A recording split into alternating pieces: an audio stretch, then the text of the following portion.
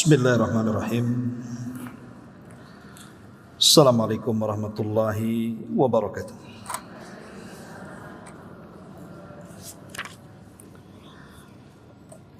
Alhamdulillah, wassalatu wassalamu ala Rasulillah wa ala alihi wa sahbihi wa mawalah, wa la hawla wa la quwwata illa billahi wa ba'du. Baik, kita akan lanjutkan kajian kita, masih membahas 175 jalan menuju surga. Dan kita sudah masuki halaman ke-95, poin ke-45 tentang keutamaan orang yang mengajarkan Al-Quran dengan dirinya sendiri, dengan hartanya atau membantu pelaksanaannya.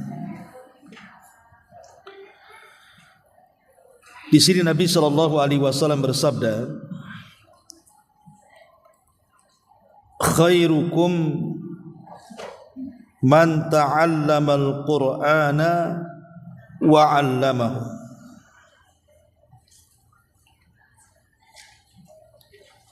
Sebaik-baik kalian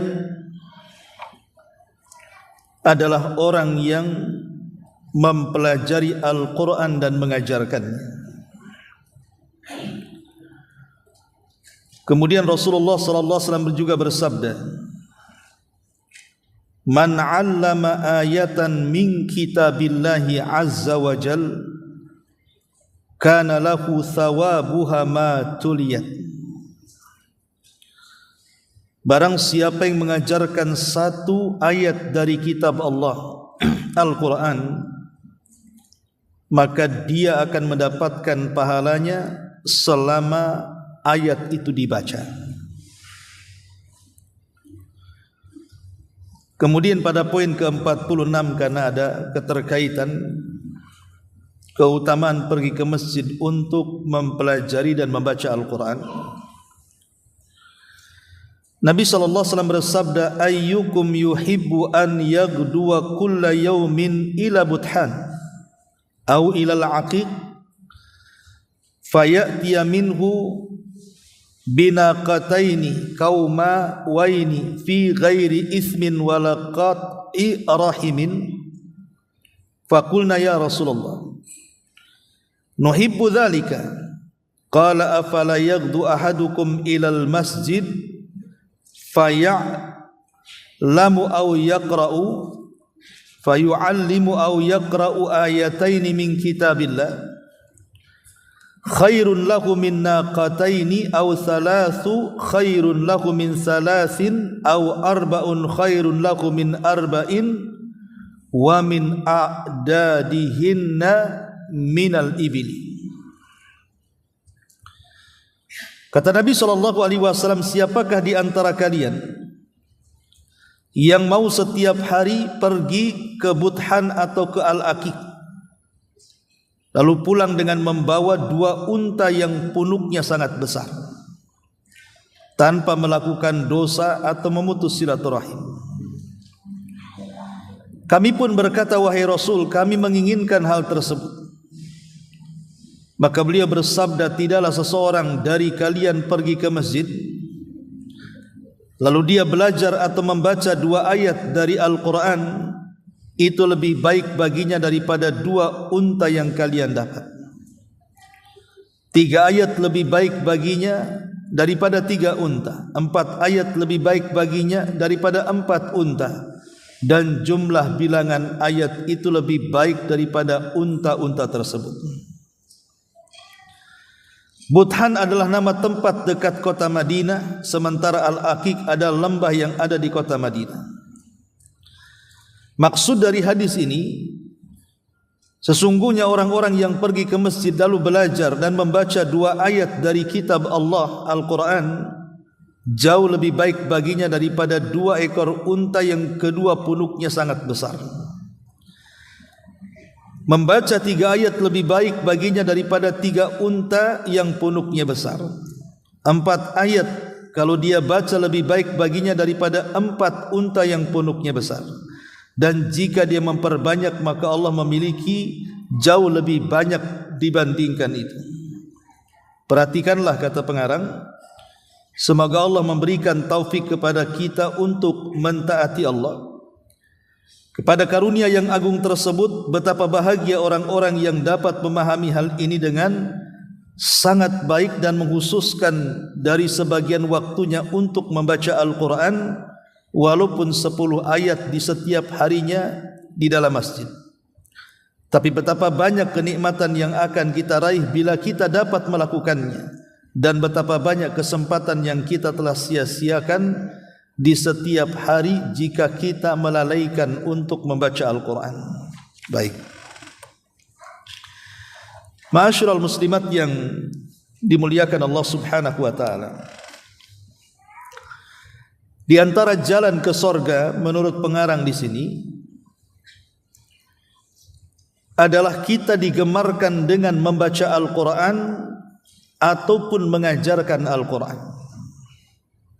Gemarkan dengan bacaan Quran, membaca Quran atau mengajarkan Quran. Inilah jalan yang bisa kita tempuh menuju surga Allah subhanahu wa ta'ala.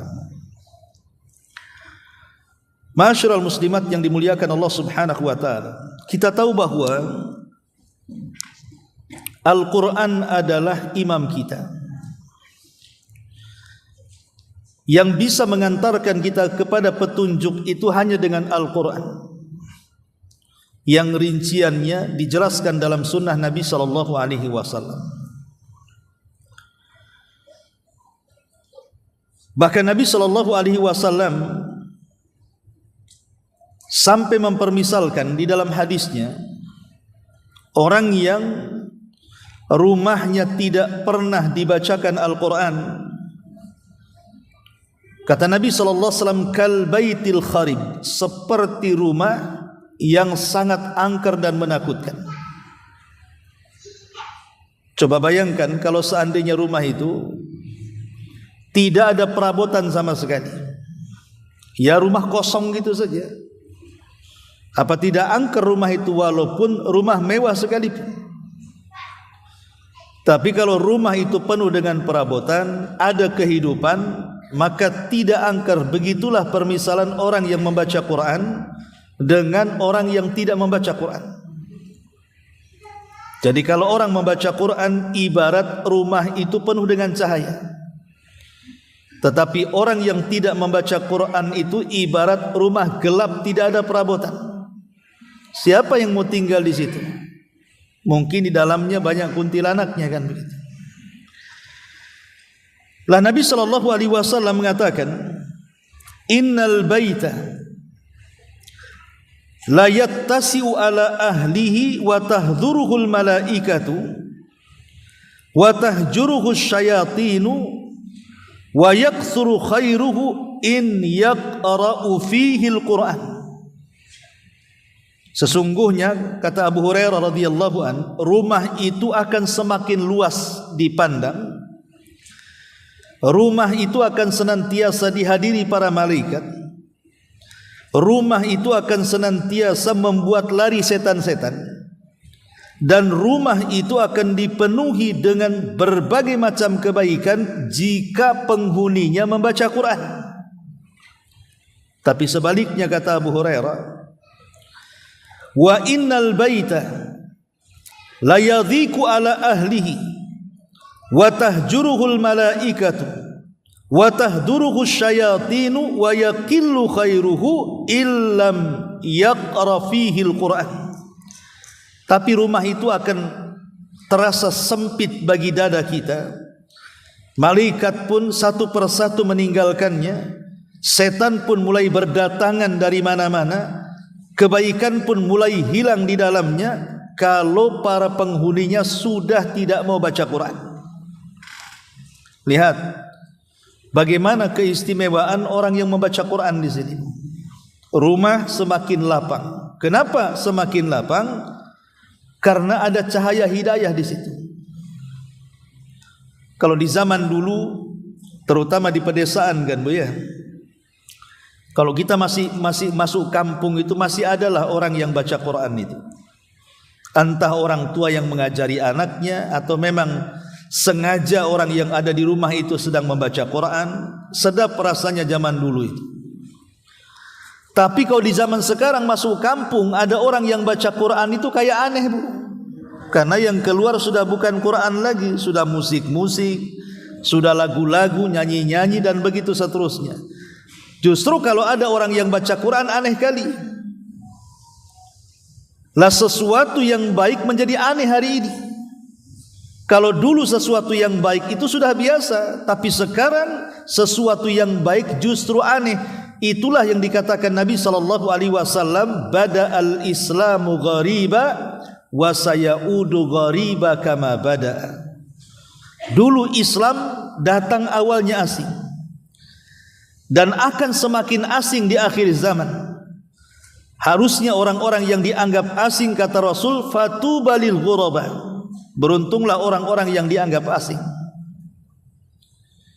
Coba saja Bu, kalau ibu lagi safar, di atas pesawat, di atas kereta, di atas bus, keluarkan mushaf kemudian baca di situ. Apa semua pandangan satu bus pasti tertuju kepada ibu tuh. Aneh ada orang baca Quran di pesawat. Aneh ada orang baca Quran di kereta kan itu. Padahal itu sesuatu yang baik. Kenapa dianggap asing? Tapi kalau seandainya di pesawat, di kereta, selfie, moto-moto kan begitu ya. Ataupun lagi di restoran, selfie dengan makanan yang ibu makan, kayaknya sudah biasa tuh. Coba kalau di restoran sambil nunggu ibu buka mushaf, mungkin kata orang salah tempat Bu, musola sebelah sana kan begitu.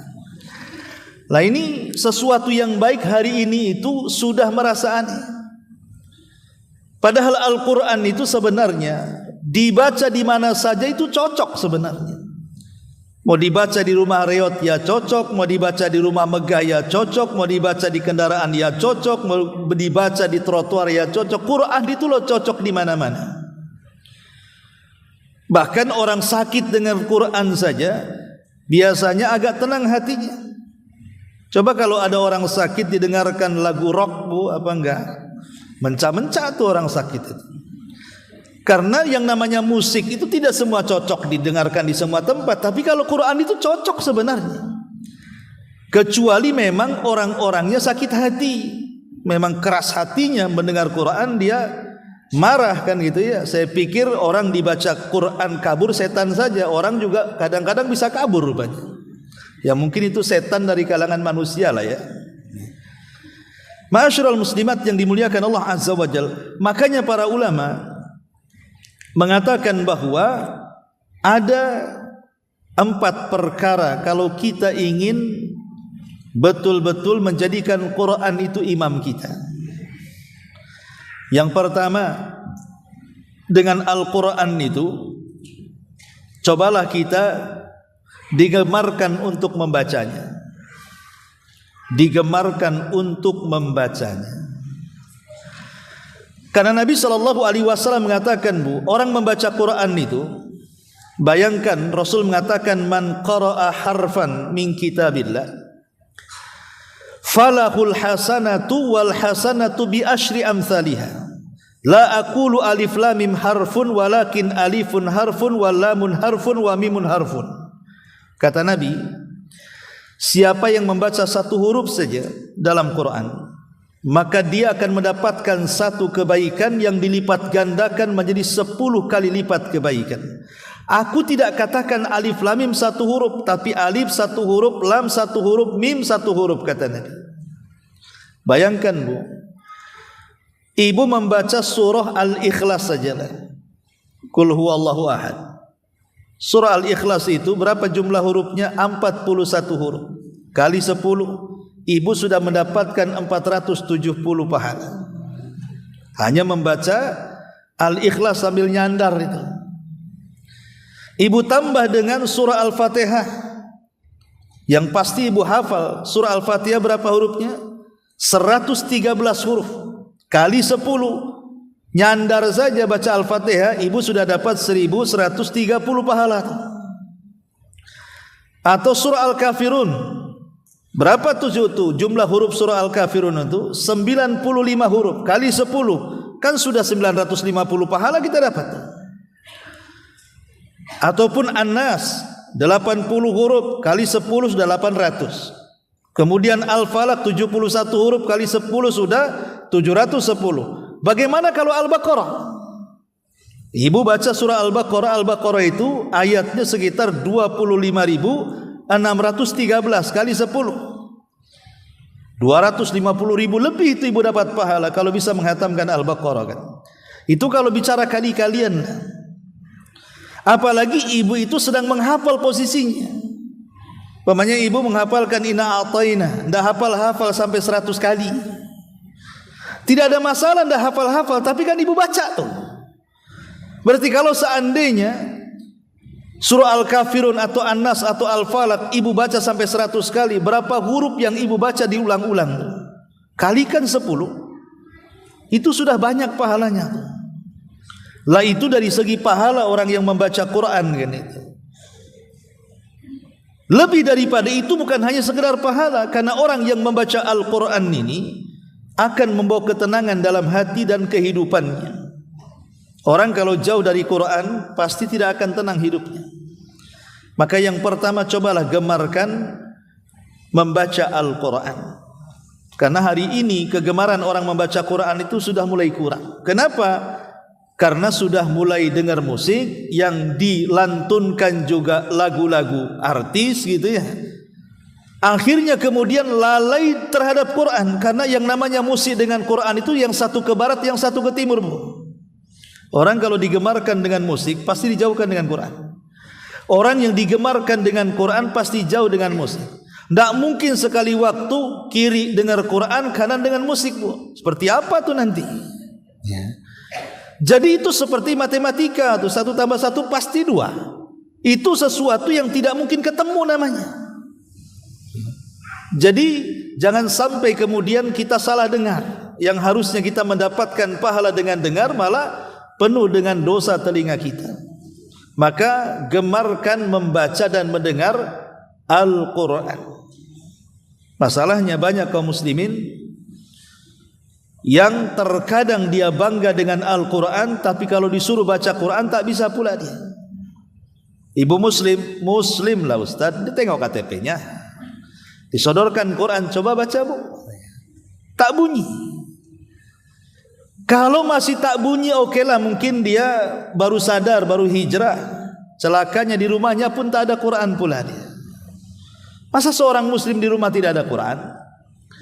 Tapi bukan berarti kemudian ibu ini tidak bisa baca Quran. Belum telat. Kalau sekarang ibu ini ada usia 50, 60 tahun, masih kok ada kesempatan untuk belajar membaca Al-Quran. Datangkan ustadz ke rumah atau cari majelis-majelis tahsin. Jangan pernah malu, karena Quran ini yang mengangkat derajat kita di hadapan Allah Subhanahu wa taala. Jadi gemarkan membaca Quran, mendengarkan Al-Quran. Karena terkadang Bu, kalau orang itu lembut hatinya, ada orang-orang yang kalau mendengar Al-Quran itu, apalagi qori'nya bagus, itu bisa meneteskan air mata. Walaupun terkadang tidak paham isi Quran itu, tapi kok hati saya kok gimana rasanya. Tapi ada orang-orang yang terbalik tuh, dengar Al-Quran itu sama sekali nggak ada getaran Bu. Tapi kalau dengar instrumen musik, apalagi musik kitaro gitu ya, sampai tidur tuh Bu. Kok bisa dia? Ya.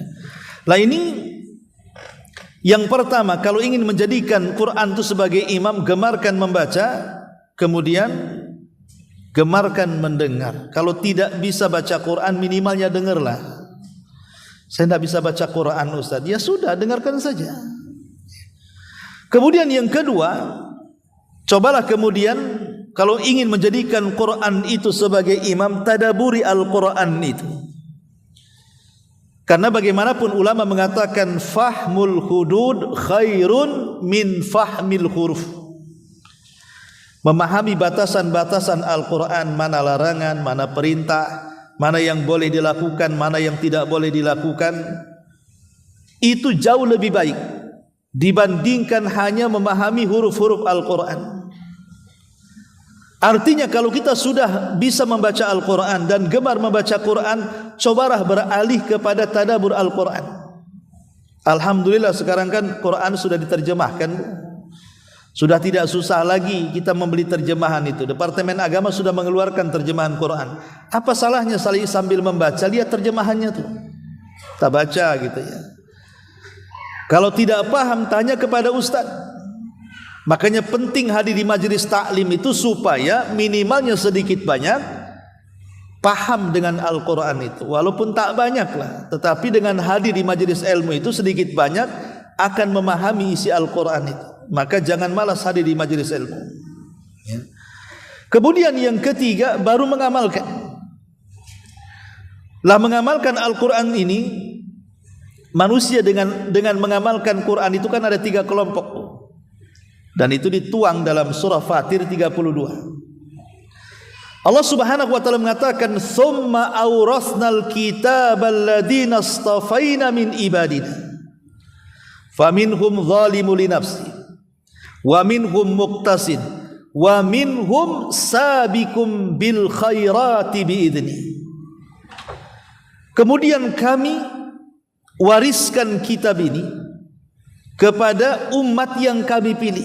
Subhanallah, Al-Quran ini sesuatu yang sangat istimewa, diwariskan kepada umat yang sangat istimewa, umat Islam.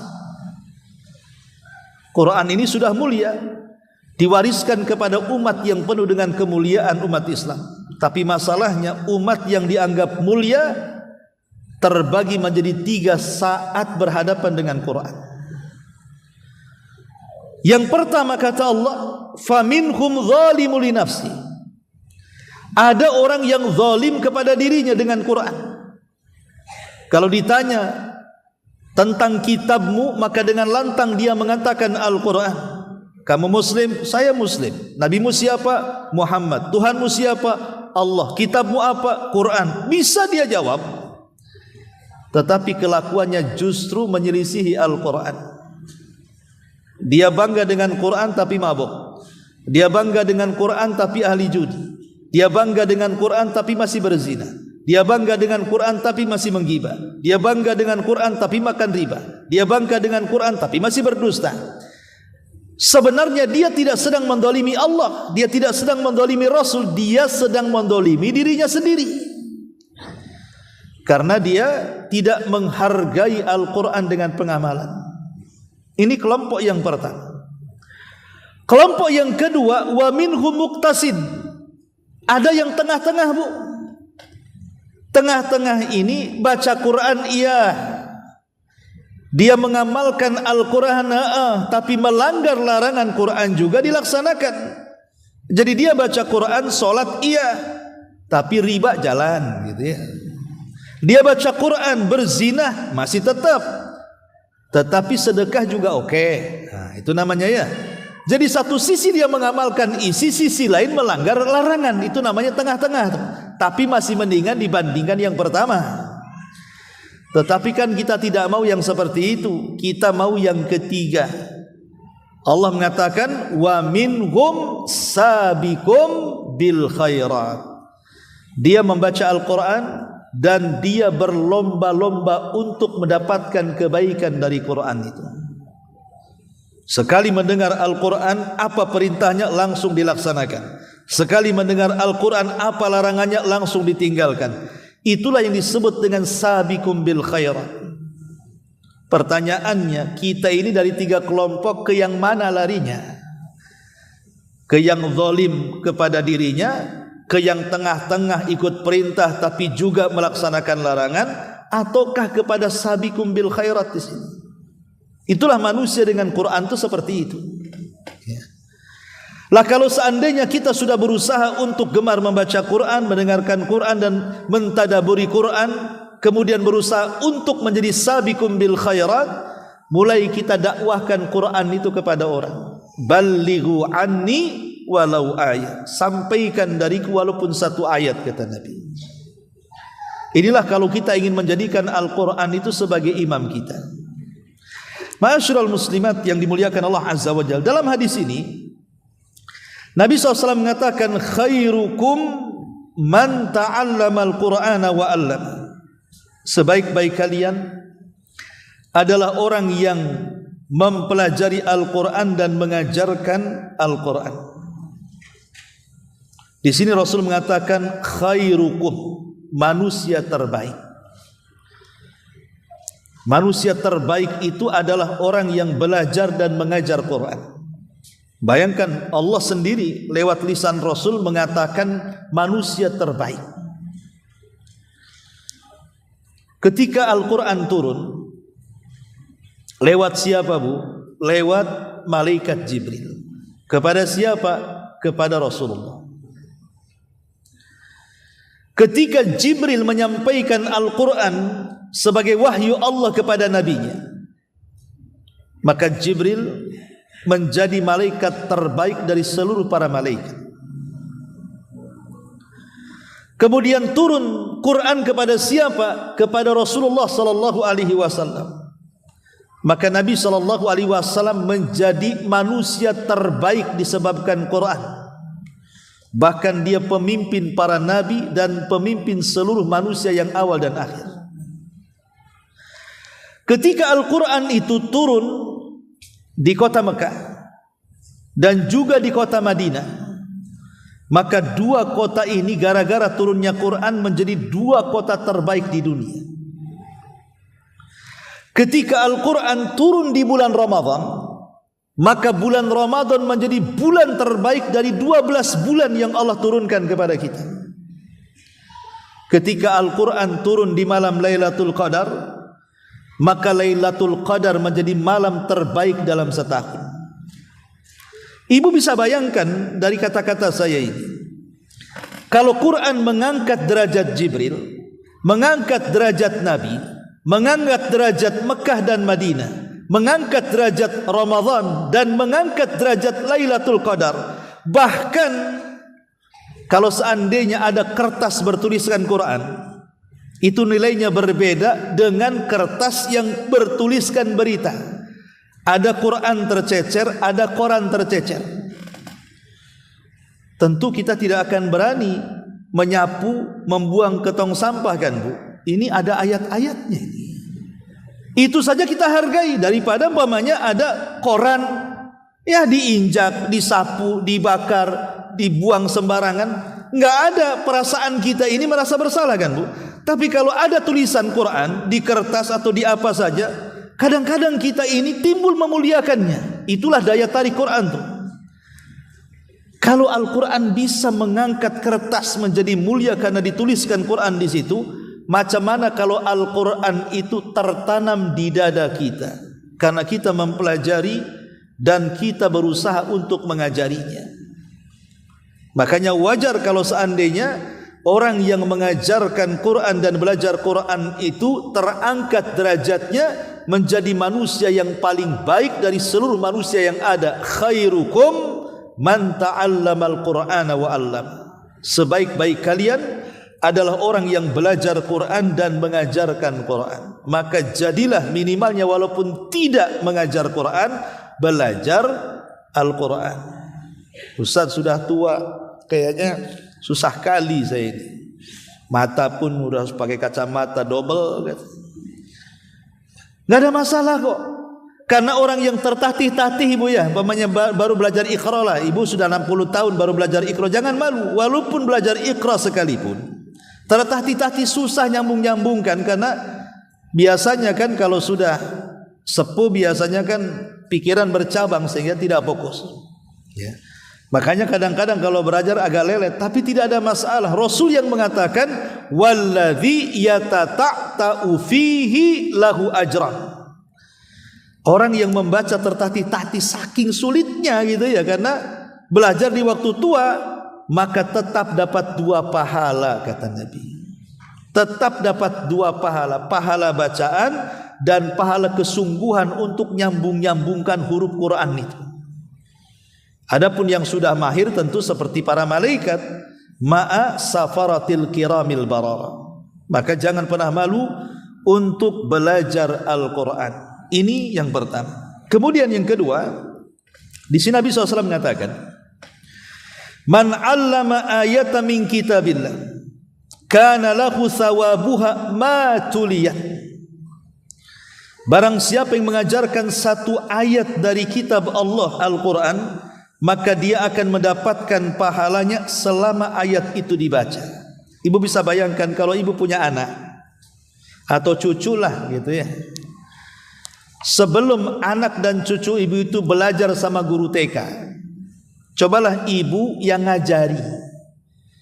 Minimalnya dia bisa mengenali huruf hijaiyah itu ibu yang ajari, alif sampai ya umpamanya kan. Apalagi syukur-syukur kalau ibu yang ngajari sampai dia hafal Al-Fatihah atau surat-surat pendek tuh. Sebab kalau seandainya anak itu dia bisa baca Quran atau hafal Al-Quran walaupun surat-surat pendek dan ibu yang ajar, coba bayangkan, anak ini kan akan besar bu, dan setiap hari dia akan sholat, dan setiap sholat pasti dia baca Fatihah. Lah Fatihah itu ibu yang ajar tuh. Jadi selama anak ini sholat dari mulai akil balik sampai dia wafat, setiap dia membaca Fatihah yang ibu ajarkan, ibu dapat pahalanya. Itulah yang dikatakan man 'allama ayatan min kitabillah kana lahu thawabuha ma tuliyah.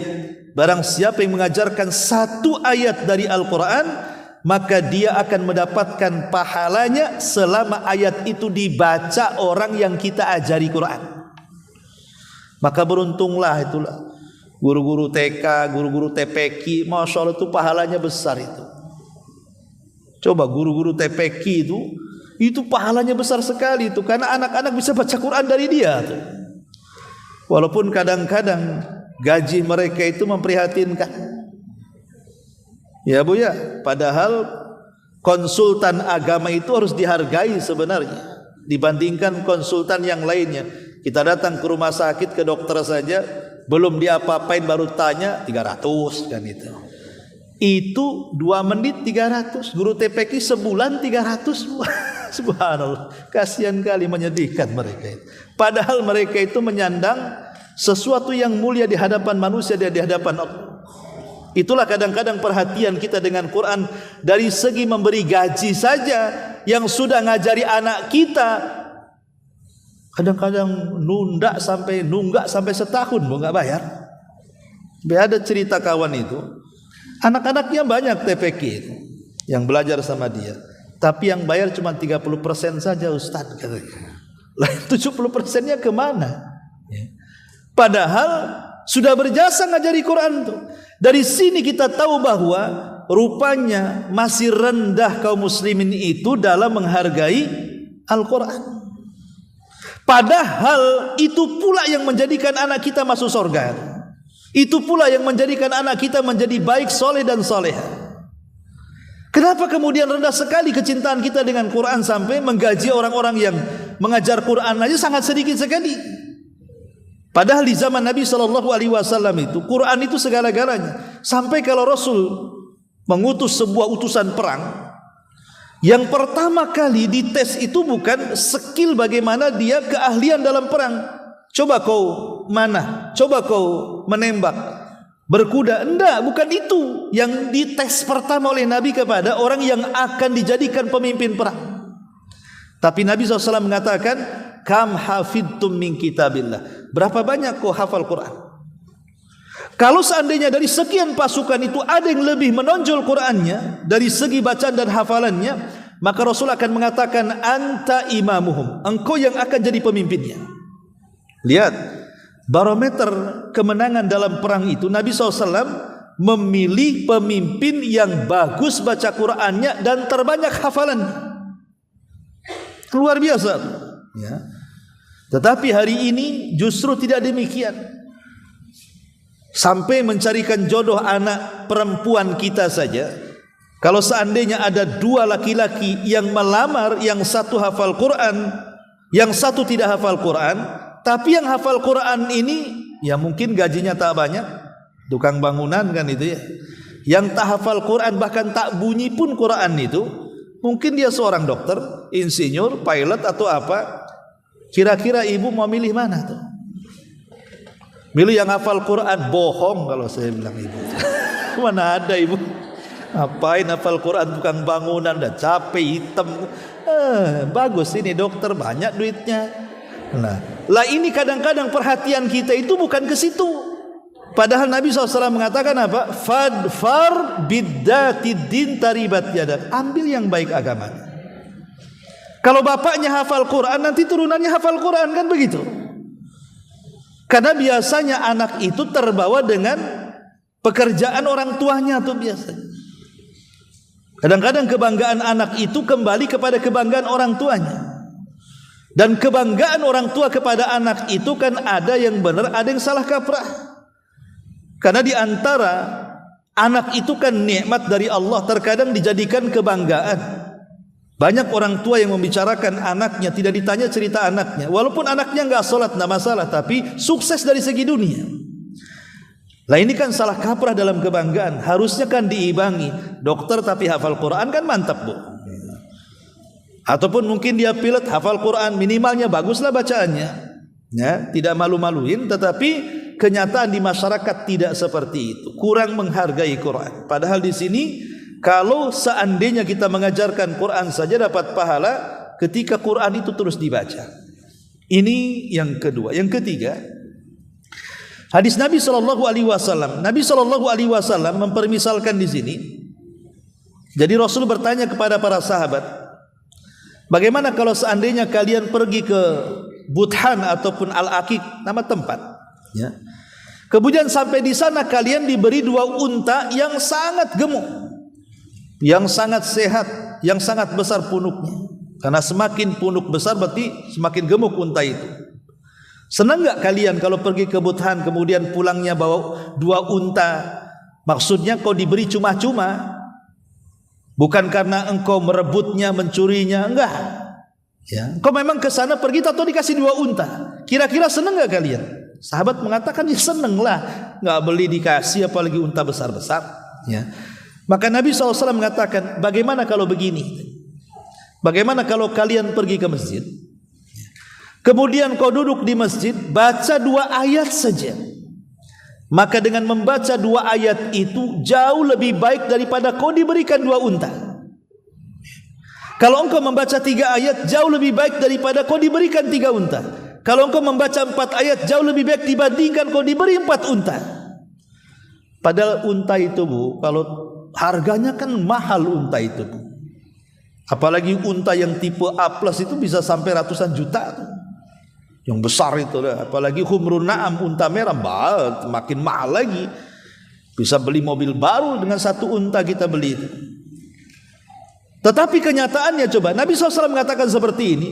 Mungkin bagi para sahabat lebih tertarik membaca Quran di masjid. Kenapa?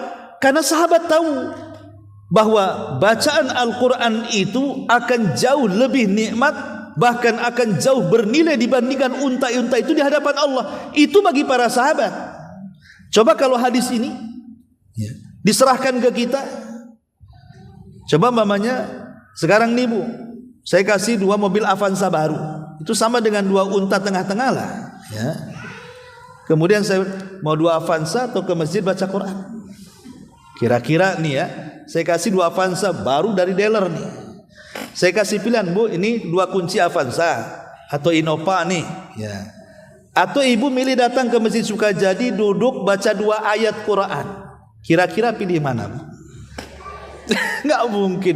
Kalau ibu pilih ke masjid, bohong. Saya yakin loh, nggak mungkin. Ini jelas ada kunci Innova loh, baru Grace kan gitu. Langsung lagi dari dealernya. Ya. Ini Ustadz gimana pilihannya ini? Ke masjid suruh baca nggak dapat apa-apa. Bagus saya 2 Avanza atau 2 Innova kan begitu, atau 2 CR-V kan. Lah itu kalau pandangan kita mesti ke dunia. Kalau para sahabat kan tidak demikian. Kenapa demikian? Karena dia tahu kenikmatan dunia itu hanya sebatas rongsokan besi-besi itu saja. Karena kenikmatan yang sesungguhnya di sorga, itulah hebatnya para sahabat. Mereka bisa menundukkan hawa nafsu sesaat di dunia untuk mencapai sorga, itulah luar biasanya. Kalau kita ini tidak tahan. Kenapa? Karena kita dilahirkan di dunia sih masalahnya, belum pernah nengok sorga, jadi nggak yakin dengan sorga. Coba kalau ibu lahir di sorga, saya kira nggak mungkin mau di dunia kan. Itulah bedanya kita dengan para sahabat Nabi SAW. Makanya ketika Rasulullah SAW mengatakan seperti itu, maka para sahabat langsung tidak tertarik dengan unta-unta itu lagi, dan mereka tertarik untuk datang ke masjid kemudian membaca Al-Quran. Ma'asyiral muslimat yang dimuliakan Allah Subhanahu wa taala, dari sini kita tahu bahwa semakin banyak membaca ayat Al-Quran berarti semakin besar pahalanya, bahkan lebih besar dibandingkan dunia itu sendiri.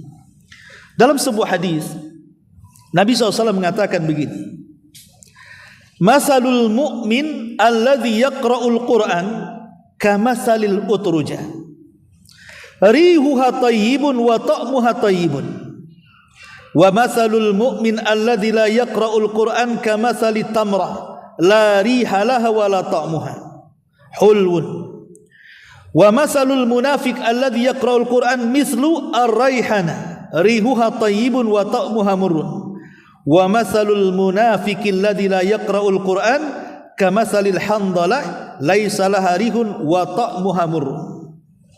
Dari hadis Abi Musa al-Asy'ari radhiyallahu anhu, Rasul mengatakan begini, perumpamaan seorang mukmin yang gemar membaca Quran dengan seorang mukmin tapi tidak gemar membaca Quran.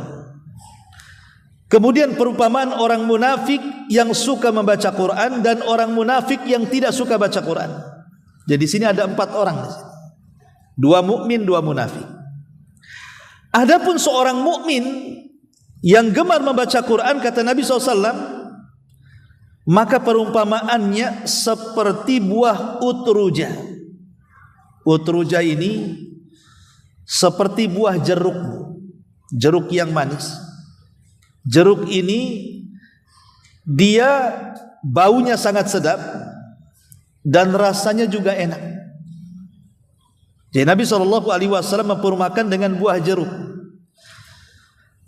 Tetapi seorang mukmin yang walaupun dia mukmin tapi jauh dari Al-Quran, Rasul memperumpamakan seperti tamar. Tamar itu kurma. Kurma itu memang enak dimakan, tapi tidak ada harumnya. Kalau ada jeruk sama kurma nih digandengkan, Bu, ya kan? Yang keluar harumnya yang mana? Dari jeruk kan ya. Kurma kan nggak ada keluar harum tuh. Ya dia kurma ya kurma, tapi kan nggak ada baunya kurma tuh. Tapi kalau jeruk ini ada baunya, dan baunya juga sedap. Seolah-olah Rasul ingin mengatakan seorang mukmin yang gemar membaca Quran itu, dia ada wibawa hidupnya itu. Jadi ada semangat hidupnya. Seperti kita ini memakan buah, sebelum dimakan sudah kecium harumnya dulu, kepengen makan gitu. Seolah-olah seorang mukmin kalau suka baca Quran, hidupnya terarah, hidupnya ada semangat, hidupnya ada cahaya. Tapi seorang mukmin, walaupun dia mukmin, kalau tidak membaca Quran itu, hidupnya akan malas, tidak ada gairah hidup, ya. Itulah Quran itu bedanya. Tapi orang munafik membaca Quran, kata Nabi SAW, itu seperti raihana.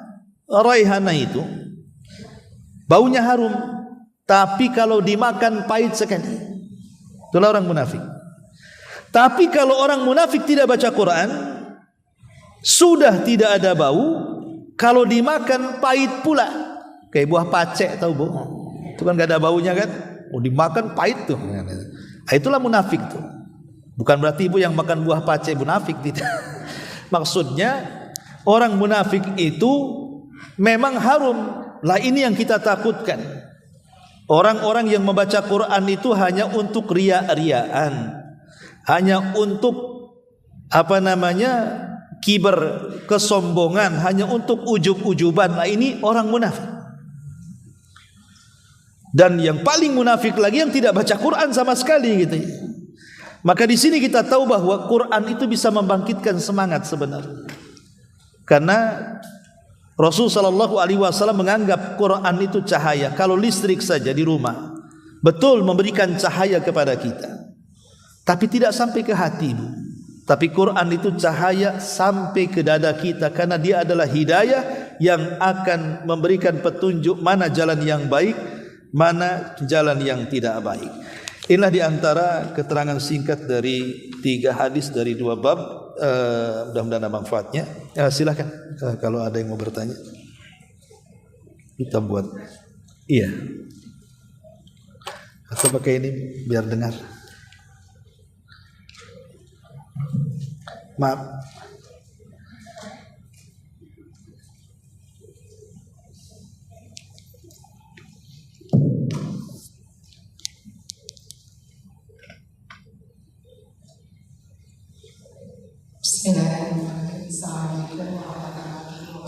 Waalaikumsalam warahmatullahi wabarakatuh. Di dalam Al-Quran surat Al-A'raf 204 ada disebutkan, dan apabila dibacakan Al-Quran maka dengarkanlah dan diamlah agar kamu mendapatkan rahmat. Sekarang kita lihat ketika waktu sholat akan masuk di masjid-masjid itu banyak digunakan lantunan-lantunan ayat Al-Quran. Bahkan terkadang di restoran-restoran atau di bus-bus itu ada lantunan suara Al-Quran. Sementara orang-orang yang di sekelilingnya sibuk dengan kegiatannya masing-masing, ngobrol atau bekerja, seperti itu Ustaz. Bahkan terus terang saya ketika setengah jam lagi waktu subuh dikumandangkan, itu suara Al-Quran sudah bersahut-sahutan ya dari satu masjid ke satu masjid yang lain. Sementara kita di rumah sedang tahajud, kita sedang muhasabah, dan saya mungkin merasa sedikit agak terganggu dengan bacaan-bacaan tersebut. Karena ketika kita sedang sholat, misalnya kita sholat subuh di rumah kita dekat dengan masjid, suara imam di masjid membacakan ayat gitu ya, atau dia takbir atau bagaimana. Kita di rumah juga sholat gitu. Terus terang saya sedikit agak terganggu. Oke. Tidak menggunakan speaker dalam, atau seperti apa? Karena di rumah kan kita juga beribadah. Apakah ini termasuk merusak keimanan kita atau kecintaan kita kepada Al-Quran? Ya, alhamdulillah. Tentang ayat Al-Quran surah Al-A'raf tadi 204, wa idza quri'al Qur'an fastami'u lahu wa ansitu la'allakum turhamun. Apabila dibacakan Al-Quran, maka dengarkan, diam, agar kalian dirahmati. Ayat ini ada asbab nuzulnya. Jadi ayat ini ada asbab nuzulnya. Ketika para sahabat Nabi SAW di permulaan perintah sholat, jadi mereka boleh dalam sholat itu ketika permulaan perintah boleh ngobrol. Jadi sholat sambil ngobrol boleh, itu di permulaan perintah sholat. Jadi Allahu Akbar, mana kondisi kamu, boleh kabarnya, baik gak? Nah, boleh. Pada permulaan perintah sholat itu masih dibolehkan ngobrol. Tanya, yang penting ya ikut gerakan sholat, tapi masih boleh bicara gitu ya. Tetapi setelah turun ayat ini, wa idza quri'al Qur'an, apabila dibacakan Quran, maksudnya imam membaca Quran, fa'angsitu, fastama'u, dengarkan. Kalau imam baca Quran dengar, dan bicara. Ya, wa angsitu, diem. Lah sejak itulah tidak ada lagi sahabat yang bicara kecuali fokus mendengarkan suara imam. Dari sini kita tahu bahwa ayat ini bicara tentang sholat. Bicara tentang sholat. Sebab kalau ayat ini umum, nanti ada orang nyetel di restoran, di warung, ada orang nyetel Quran. Sementara kita ini mau ngobrol di situ, diam karena mortalnya nggak berhenti. Kapan ngobrolnya? Ya. Jadi maksudnya konteks ayat ini di dalam sholat, bukan umum. Kalau umum nanti kita dengar ada masjid, ada suara murotal, diam aja. Ngobrol sama suami di mobil, diam aja. Kenapa diam? Quran. Nah, repot nanti kan, sulit komunikasi jadinya ya. Maksudnya ayat ini bicara tentang sholat. Jadi kalau imam baca Quran, kita makmum diam, jangan ngomong. Ya, karena itu mengganggu kehusyuan kita dalam salat, kecuali ada sebagian pendapat yang mengatakan bahwa baca Fatihah itu rukun, seperti dalam mazhab Syafi'i. Dalam semua salat baca Fatihah, apakah imamnya dikeraskan atau tidak? Dalam mazhab Syafi'i itu wajib tetap membaca Fatihah. Lalu kapan kita membaca Fatihah dalam mazhab Syafi'i itu? Ketika imam saktah. Setelah baca Fatihah itu kan ada saktah. Diam dulu, memberikan kesempatan membaca Fatihah, atau ketika imam membaca surat. Kalau imam baca Fatihah, maka kita diam. Tapi ketika imam baca surat, maka kita boleh baca Fatihah. Ya, maksudnya seperti itu. Maka tidak bertentangan dengan ayat ini. Ya. Karena yang rukun itu Fatihahnya, makanya kita diam. Kalau imam sudah baca surat itu nggak rukun lagi. Baca surat itu sunnah hukumnya, makanya kita boleh baca Fatihah. Itu maksudnya. Ya, itu kalau yang bermadhab Syafi'i. Tapi dalam madhab Hambali dan yang lainnya, baca Fatihah itu bagi makmum khusus bagi solat-solat yang tidak dikeraskan, seperti zuhur dan asar. Kalau maghrib, isya, subuh diam aja, ikut bacaan imam saja, dengerin. Itu terserah ibu mau ikut madhab mana. Tapi yang jelas bahwa ayat ini Al-A'raf 204 ini bicara tentang solat. Ya. Tapi kalau seandainya kita ingin mendengar ada orang baca Quran, ya bagus, tidak ada masalah. Bagaimanapun mendengar bacaan Quran itu berpahala. Daripada telinga kita mendengar orang ghibah, bagus mendengar orang baca Quran kan? Jelas dapat pahalanya. Ya, adapun tentang masalah beberapa masjid yang kemudian terlampau kencang menyuarakan suara-suara murattal dan yang lainnya, terutama di waktu subuh gitu ya, sampai mengganggu orang-orang yang sedang tahajud umpamanya kan, ya itu jelas tidak baik sebenarnya. Tapi kalau di lingkungan itu sudah biasa, tidak terganggu kan, biasanya kalau sudah sesuatu yang biasa kan ya biasa jadinya kan. Nah, tetapi kalau seandainya kemudian mengganggu, jangankan cerita itu, kita saja umpamanya baca Quran, di sampingnya ada orang yang sholat sunnah. Kemudian orang sholat sunnah itu terganggu bacaannya gara-gara bacaan kita terlalu keras, maka bacaan Quran kita tidak baik. Walaupun baca Quran baik, karena mengganggunya yang tidak baik itu. Jadi kebaikan menjadi tidak baik ketika mengganggu, gitu maksudnya. Pelankan supaya orang yang sedang sholat di sekitarnya tidak terganggu. Karena jangankan perkara syar'i, perkara mubah saja, kalau bisa sampai mengganggu jadi tidak baik. Contoh umpamanya ibu sholat meletakkan tas. Sholat sunnah ibu kan bawa tas nih. Sholat tahiyatul masjid, masuk ke masjid, taruh tas di situ. Allahu Akbar. Ya. Sebenarnya karena hari-hari meletakkan tas, mungkin tidak terganggu kan? Tapi karena tasnya baru, mungkin bandrolnya belum dicopot. Kok bandrolnya nggak dicopot? Kan jadi terganggu kan bu? Jadi perkara mubah jadinya jadi mengganggu ibadah jadinya kan?